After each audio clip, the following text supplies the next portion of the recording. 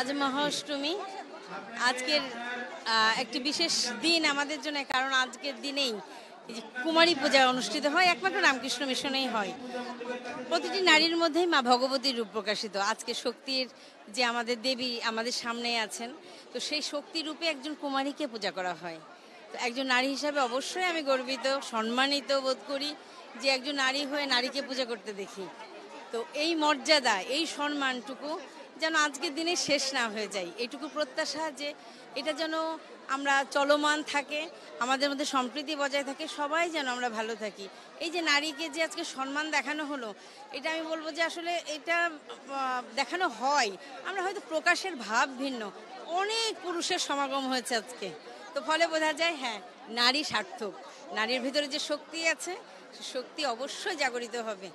আজকে দেবীর কাছে প্রত্যাশা আমরা সবাই যেন ভালো থাকি, হ্যাঁ, দেশের জন্য মঙ্গল হয়, সবাই যেন আমরা আবার 2026 একসাথে আমরা হতে পারি, হ্যাঁ, সবাই সুস্থ সুন্দর থাকুক, স্বাভাবিক থাকুক, সেটাই তো প্রত্যাশা আমাদের, তাই না?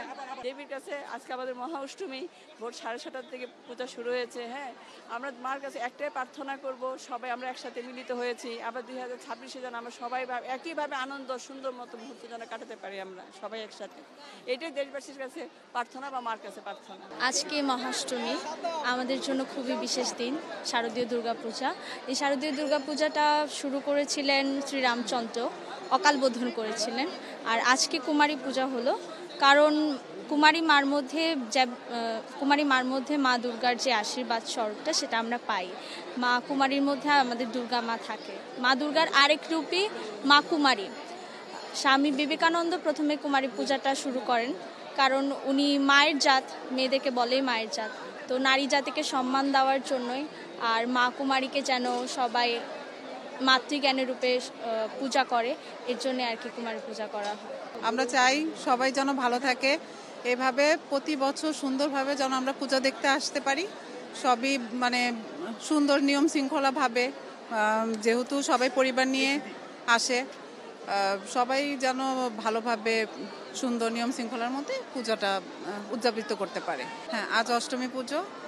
আজকে আমরা সবারই একটা প্রত্যাশা, সেটা হচ্ছে সবসময় যেন ভালোভাবে নিয়ম শৃঙ্খলাভাবে যেভাবে প্রতি বছর করে আসতেছি, বর্তমানে আগেও গত বছরও করেছি, খুব ভালো নিয়ম শৃঙ্খলাভাবে হয়েছে, আজও হয়েছে।